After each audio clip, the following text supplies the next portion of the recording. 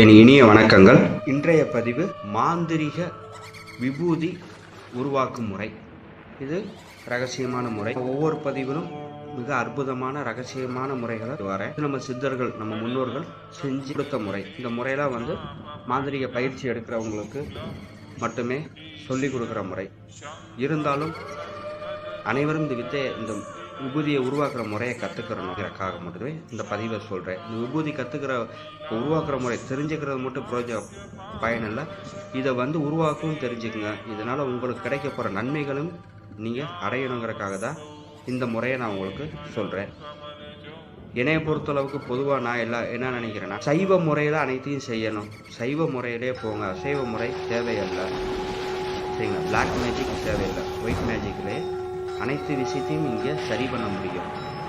கருப்பு மாந்திரிகம் அல்ல, அதாவது வெள்ளை மாந்திரிகம். வெள்ளை மாந்திரிகிறது சைவ முறை. எந்த ஒரு ஜீவராசியும் எந்த ஒரு விஷயத்தையும் துன்புறுத்தி ஒரு ரெமெடி ஒரு தீர்வு தேடுற விஷயங்கள் இல்லை, சரிங்களா? இதை நம்ம புரிஞ்சுக்கிறணும். மாந்திரிகம்னா ஏதோ பெரிய ஒரு பயப்படுற விஷயமா இருக்கு, அந்த மாதிரி கிடையாது. மாந்திரிகங்கிறது தன்னை சார்ந்தவர்களுக்கும் தீர்வுக்காக ஒரு விஷயம். தாந்திரிகம் மாந்திரிகம் அந்த நிலையை சேர்ந்தது தான். நான் நல்லா இருக்கணும், தன்னை சார்ந்தவர்கள் நல்லா இருக்கணும் அப்படிங்கிறதுக்கு மட்டுமே. தான் நல்லா இருக்கணும், அடுத்தவங்க கெட்டு போகணுங்கிற நிலைக்கு போக வேணாம். விபூதிக்கு வரேன். இந்த விபூதி இந்த விபூதினால என்ன பலன் கிடைக்க போகுது அப்படின்னா, சர்வ தடைகள் உடையும். இந்த விபூதியை உருவாக்கி இந்த விபூதியை பூச்சி வர்றப்ப சர்வ தடைகள் உடையும். அது என்ன தடையாக இருந்தாலும் சரி, கண்டிச்சியாக இருந்தாலும் சரி, புள்ளி சூனியத்தினால பாதிக்கப்பட்டிருந்தாலும் சரி, இல்லை அந்த வீட்டில் ஒரு அமானுஷ சக்தி இருக்குது, அந்த அமானுஷ சக்தினால சர்வ தடைகள் உருவாகி இருக்கு அப்படிங்கிற நிலை இருந்தாலும் சரி, குழந்தைகள் நைட்டில் தூங்க முடியாமல் உலுக்கி எந்திரிச்சு அழுவாங்க, அந்த மாதிரி ஒரு நிலை இருந்தாலும் அந்த குழந்தைகள் துண்ணூறு போடலாம். ஒரு நைட்டில் தூங்க முடியாமல் கனவுகள் கெட்ட கனவாக வர்றவங்க இந்த துண்ணூரை பூசலாம். இந்த மாதிரி அனைத்துக்குமே இந்த ஒரு விபூதி எல்லாத்துக்குமே பயன்பெறும். அவ்வளோ அற்புதமான இந்த விபூதி. இந்த விபூதி எப்படி உருவாக்குங்கிற முறையை சொல்கிறேன். வளர்பறை கூடிய வியாழன் அல்லது வெள்ளி, இந்த 2 நாளில் தான் ஆரம்பிக்கணும் இந்த பூஜை.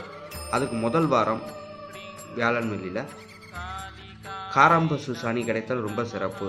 காராம்பசு சாணி எடுக்க முடியாதவங்க நாட்டு பசுவில் செவலை பசுன்னு சொல்லுவாங்க, சிவப்பு கலர் இருக்கும் அந்த பசு, அந்த செவலை பசுவோட சாணி எடுக்கணும், சாணத்தை எடுக்கணும். அந்த சாணம் எப்படி எடுக்கணும், தரையில் பூமியில் உழுவாதுக்கு முன்னாடி ஒரு வாழை இலையில் அந்த சாணியை வாங்கணும். காலையில் அதிகாலையில் வெள்ளனா மாடு சாணி போகணும், அந்த சாணியை அப்போ வாங்கணும். வாங்கி இந்த சாணியோட தர்ப்பை அருகம்புல் இந்த 2ஐயும் அந்த சாணியோட சேர்த்து அந்த இலையிலேயே வேற வாழை இலையிலேயே தட்டி காய வைக்கணும். நல்லா மெல்லிசாக தட்டி காய வச்சிருங்க. உங்கள் மாடியிலையோ உங்கள் வீட்டு வாசல்லையோ காய வைங்க. நல்லா காஞ்சதுக்கப்புறம் அடுத்த வாரம் காஞ்சோடனே எடுத்து பத்திரப்படுத்தி வைங்க. அடுத்த வாரம் வியாழன் வெள்ளி வளர்பறை கூடிய இந்த பூஜை ஆரம்பிக்கணும். அதுக்கு முன்னாடி எரிச்சு கற்பூரம் போட்டு தான் எரிக்கணும். மண்ணெண்ணையோ வேற பொருளோ சேர்த்து எரிக்கக்கூடாது. வெறும் கற்பூரத்தை மட்டுமே போட்டு இந்த விபூதியை நல்லா எரிச்சு பஸ்பம் திருநீராக மாற்றிடுங்க. மாற்றினதை ஒரு தாம்பல தட்டில் பரப்பி 5 சக்கரம் போட்டு சூளம் போட்டு ஓம் நடுவில் அடைச்சி சுற்றி இருக்க 5 கார்னர்கள்லையும் நமசிவாய அந்த எந்திரம் காட்டுறேன், எப்படி இருக்குங்கிற எந்திரத்தை காட்டுறேன். நமசிவாயங்கிற அடைச்சி 5 சூளம் போட்ட இடத்துலையும் 5 விளக்கு வைக்கணும், மண் அகல் விளக்கு, சரிங்களா? ஒவ்வொன்றுலேயும் ஒவ்வொரு எண்ணெய் விடணும். வேப்ப எண்ணெய், இழுப்ப எண்ணெய், தேங்காய் எண்ணெய், நல்லெண்ணெய், வேப்ப எண்ணெய், இழுப்ப எண்ணெய், தேங்காய் எண்ணெய், நல்லெண்ணெய், நெய், இந்த 5 வகையும் தனித்தனியாக ஒவ்வொரு விளக்குலையும் ஊற்றி அந்த 5 சூளத்துலேயும் கார்னர்லேயே வைக்கணும்.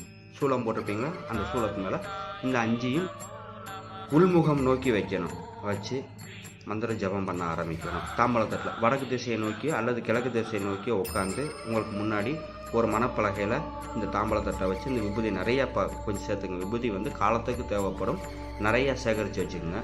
தாம்பலத்தட்டில் பரப்பி இந்த ஒரு பத்தி குச்சிலையோ ஒரு வெள்ளி கம்பிலையோ இந்த எந்திரத்தை வரையணும். விபூதியில் வரைஞ்சிட்டு அந்த சூளத்து மேலே இந்த விளக்கை வச்சு ஜபம் பண்ணணும். ஜபம் பண்ணுறப்ப ஜபம் பண்ண ஆரம்பிக்கணும். பண்ணதும் ஒரு நல்ல ஓரையில் தான் ஆரம்பிக்கணும், சரி? வெள்ளிக்கிழமை வரையோ இல்லை வியாழக்கிழமை வர்ற குரு வரையிலையோ சுக்கர வரையிலையோ ஆரம்பிக்கணும். இந்த மந்திர உச்சாரணை பண்ண ஆரம்பிக்கணும். ஒரு நாளைக்கு குறைஞ்சது 108 முறை மந்திரம் ஜபம் குறையவே கூடாது. இது மாதிரி 48 நாட்கள் இந்த மந்திரத்துக்கு உயிர் ஊட்டணும். உயிர் ஊட்டினதுக்கப்புறம் 48 நாள் பூஜை முடிச்சுட்டு இந்த 48 நாள் நீங்கள் விரதமாக தான் இருக்கணும். ஜெபம் பண்ணி முடித்து இந்த விபூதியை எடுத்து சுரக்குடுவன்னு சொல்லுவாங்க. சுரக்காயில் வந்து பேய் சுரக்கன்னு சொல்லுவாங்க. சந்தைகளில் கிடைக்கும், காய்கறி மார்க்கெட்டில் கிடைக்கும். அந்த சுரக்குடுவையை வாங்கிட்டு வந்து கன்னி மூலையில் காய வச்சிடணும்.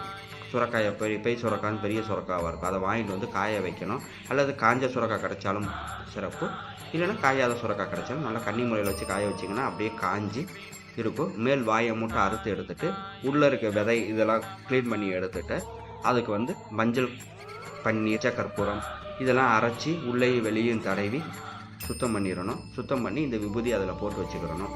இந்த நீங்கள் மந்திர உச்சாரணம் பண்ண விபூதி என்றைக்கும் சக்தி குறையாது. இந்த குடுவையில் வைக்கிறப்ப எப்போ எடுத்து யாருக்கு ஒரு பிரச்சனை, என்ன தடையாக இருக்குது, என்ன பிரச்சனையாக இருந்தாலும் சரி, இந்த விபூதி எடுத்து கொஞ்சம் பூசி விட்டு உங்கள் இஷ்ட தெய்வத்தையும் குல தெய்வத்தையும் பைரவரையும் நினச்சி பூசி விட்டிங்கனாலே போதும், அத்தனை தடைகளும் உடையும், அவங்களுக்கு சுபிக்ஷமாக இருக்கும்.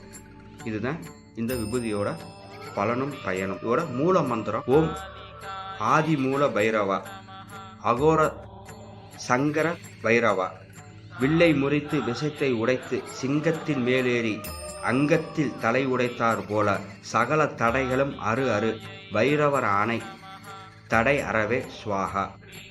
இதுதான் நான் இவ்வளோ பதிவுகளும் ஒரு நல்ல நோக்கத்துக்காக மட்டுமே பதிவிட்டுக்கிறீங்க. மந்திரவாதிகள்கிட்டயோ சாமியார்கள்கிட்டயோ யார்கிட்ட போனாலும் பணம் கொடுத்து இன்றைக்கி செலவு பண்ண முடியாத சூழ்நிலை இருக்கிறவங்க நிறைய பேர் இருக்காங்க, பொருளாதார நெருக்கடியில் இருக்கிறவங்க. ஸோ இந்த பொருளாதார நெருக்கடியை மைய காரணமாக வச்சு இன்னும் கீழ் நோக்கியே போய்க்கிருக்காங்க.